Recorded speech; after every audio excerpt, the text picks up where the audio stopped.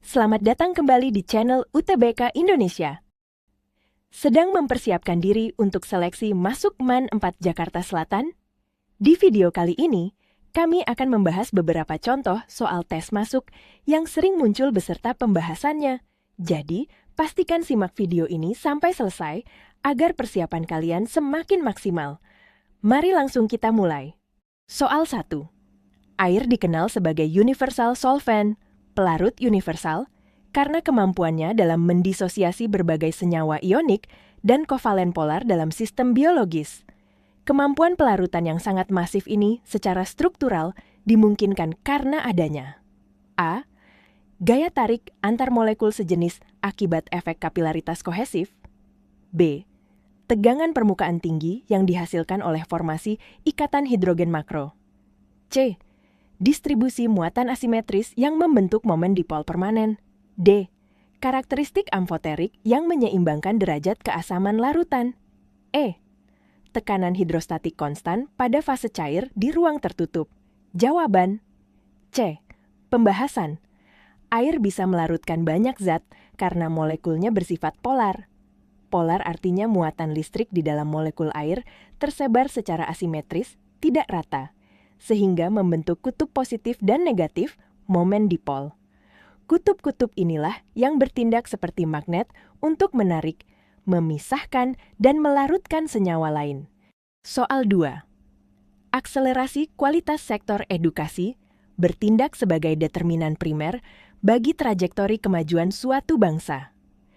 Redesain kebijakan fiskal yang memprioritaskan alokasi anggaran pada sektor ini menjadi prasyarat mutlak dalam mentransformasi kapital manusia menjadi aset produktif negara. Manakah konklusi yang paling valid dan bebas dari bias interpretasi berdasarkan teks di atas? A. Signifikansi sektor edukasi terhadap kemajuan negara menuntut adanya intervensi anggaran yang proporsional. B. Kegagalan pembangunan nasional saat ini disebabkan oleh rendahnya alokasi dana pendidikan oleh pemerintah. C. Peningkatan kualitas sumber daya manusia secara otomatis akan menghentikan ketergantungan utang luar negeri. D. Sektor ekonomi dan sektor pendidikan memiliki kedudukan yang tumpang tindih dalam struktur anggaran negara. E.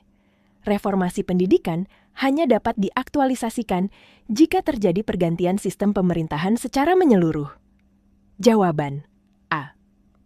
Pembahasan. Teks menegaskan bahwa sektor edukasi adalah penentu utama, determinan primer, kemajuan bangsa, dan prasyarat mutlaknya adalah mendesain ulang anggaran, kebijakan fiskal, melalui perbaikan alokasi anggaran yang fokus pada pendidikan, kualitas sumber daya manusia, baru bisa diubah menjadi modal utama yang mendorong kemajuan produktif suatu negara secara terarah. Soal 3.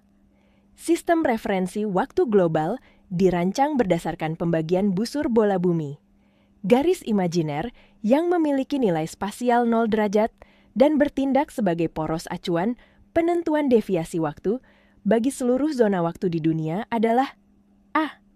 Garis lintang ekuator yang membagi bumi menjadi dua hemisfer secara horizontal. B. Garis paralel khatulistiwa yang menentukan fluktuasi intensitas insolasi surya. C. Garis isotermik global yang memisahkan wilayah iklim tropis dan subtropis. D. Garis meridian utama, prime meridian, yang membujur secara vertikal melalui Greenwich. E. Garis penanggalan internasional, International Dateline, yang memotong Samudra Pasifik. Jawaban. D. Pembahasan. Kuncinya ada pada fungsi koordinat bumi. Garis lintang atau ekuator gunanya untuk membagi zona iklim, sementara untuk menentukan zona waktu, bumi dibagi secara vertikal oleh garis bujur atau meridian. Titik awal atau poros 0 derajat yang disepakati dunia adalah garis meridian utama yang melewati kota Greenwich, Inggris. Demikian pembahasan soal tes masuk MAN 4 Jakarta Selatan kali ini. Semoga bermanfaat untuk persiapan seleksi kalian.